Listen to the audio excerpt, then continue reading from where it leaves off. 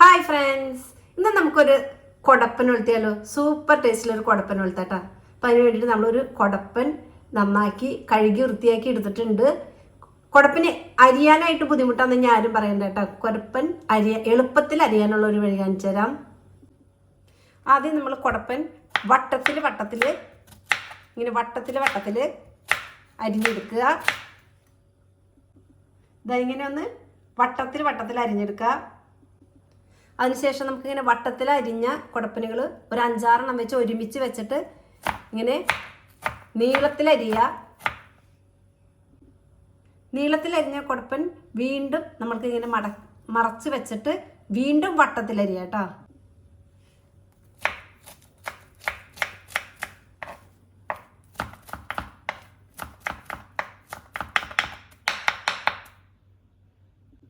അങ്ങനെ നമ്മൾ മറച്ച് വെച്ച് കൊടുത്തിട്ട് അരിഞ്ഞു കഴിഞ്ഞാൽ നമുക്ക് വളരെ പെട്ടെന്ന് തന്നെ കുടപ്പൻ പൊടിയായിട്ട് അരിഞ്ഞെടുക്കാനായിട്ട് പറ്റും കേട്ടോ. ഇപ്പം നമ്മുടെ കുടപ്പൻ എല്ലാവരും അരിഞ്ഞെടുത്തിട്ടുണ്ട്. എത്രത്തോളം കുടപ്പനുണ്ട്. ഇതിനകത്തേക്ക് നമ്മൾ ഈ പാത്രത്തിൽ ഒരു 1/4 പാത്രത്തോളം തേങ്ങ ഇടുന്നുണ്ട്. നമുക്ക് ഈ കുടപ്പനിലേക്ക് ഈ തേങ്ങ ഇട്ട് കൊടുക്കാം. ശേഷം നമുക്ക് ആവശ്യത്തിനുള്ള ഉപ്പിട്ട് കൊടുക്കാം. കുടപ്പന് ആവശ്യത്തിനുള്ള ഉപ്പിട്ട് കൊടുക്കാം. ഇനി നമുക്ക് അതിനകത്തേക്ക് ആവശ്യത്തിനുള്ള മഞ്ഞൾപ്പൊടി ഇട്ട് കൊടുക്കാം. എന്നിട്ട് നമുക്ക് ഇതൊന്ന് നന്നായിട്ട് തിരുമാട്ടോ. നല്ല പ്രസ് ചെയ്ത് തിരുമണം. ഈ തേങ്ങയുടെ പാല് ശരിക്കും പുറത്തേക്ക് വരാവുന്ന രീതിയിൽ കുടപ്പനും ഈ ഉപ്പും മഞ്ഞൾപ്പൊടി ഇട്ടിട്ട് നന്നായിട്ട് തിരുമണം കേട്ടോ. നമുക്കിപ്പോൾ ഈ കുടപ്പൻ നന്നായിട്ട് തേങ്ങയായിട്ട് പിഴിഞ്ഞ് വയ്ക്കാം. ആ തേങ്ങയുടെ പാലിങ്ങനെ പുറത്തേക്ക് വരുന്നുണ്ട്. ആ രീതിയിൽ നമുക്കിത് തിരുമ്മി വയ്ക്കാം കേട്ടോ. കുടപ്പൻ എപ്പോഴും കാന്താരി മുളക് ഇട്ട് ഒലത്തുന്നതാട്ടോ നല്ലത്. നമുക്ക് കാന്താരി മുളക് ഉണ്ടെങ്കിൽ അതെടുക്കാം, അല്ലെങ്കിൽ എരിവുള്ള മുളക് എടുക്കാം കേട്ടോ. കറിമുളക് ഇട്ട് ഒലത്തിയാൽ കുടപ്പന് അത്ര ടേസ്റ്റ് ഉണ്ടാവില്ല. അപ്പം നമുക്ക് ഈ മുളക് നമുക്ക് അരിഞ്ഞെടുക്കാം. ഞാനിപ്പോൾ ഈ കുടപ്പന് ഒരു 15 കാന്താരി മുളകാണ് ഇട്ട് എടുത്തിരിക്കുന്നത്. ഇനി നമുക്ക് ഈ അരിഞ്ഞ മുളക് കുടപ്പനിലേക്ക് ഇട്ട് കൊടുക്കാം. എന്നിട്ട് നമുക്ക് ഒന്ന് ഇളക്കി വയ്ക്കാം കേട്ടോ. മുളക് നിങ്ങളുടെ എരിവിനനുസരിച്ച് കൂട്ടുകയോ കുറയ്ക്കുകയോ ചെയ്യാവുന്നതാണ്. എന്നിട്ട് നമുക്ക് ഈ മുളക് ഇട്ട് കുടപ്പനൊന്ന് ഇളക്കി വയ്ക്കാം. ഇനി നമുക്ക് ചെറിയൊരു കഷ്ണം ഇഞ്ചി ഇട്ട് കൊടുക്കാം.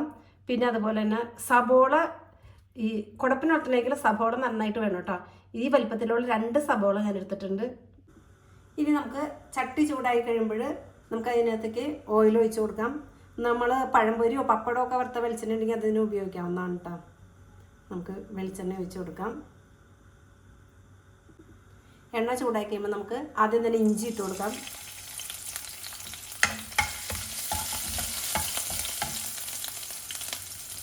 ഇനി നമുക്കതിനകത്തേക്ക് സബോള അരിയിട്ട് കൊടുക്കാം.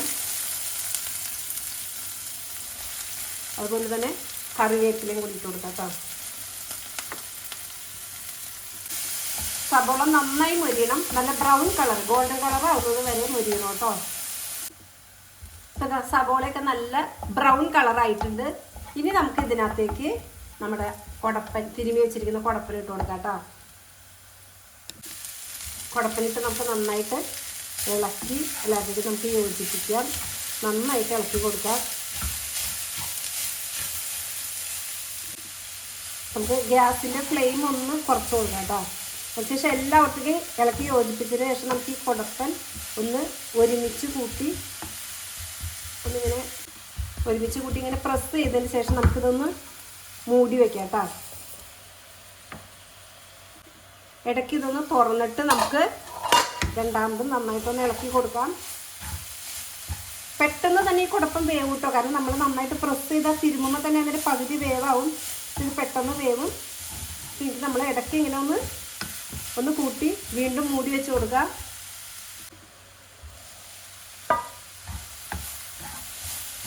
ഇതായിപ്പോൾ നമ്മുടെ കുടപ്പൻ കറി ഇവിടെ റെഡി ആയിട്ടുണ്ട്. കുടപ്പൻ നന്നായിട്ട് വന്നിട്ട് ഇപ്പോൾ നമ്മുടെ കുടപ്പൻ കറി ഇവിടെ റെഡി ആയിരുന്നു കേട്ടോ. എല്ലാവരും ട്രൈ ചെയ്ത് നോക്കണേ.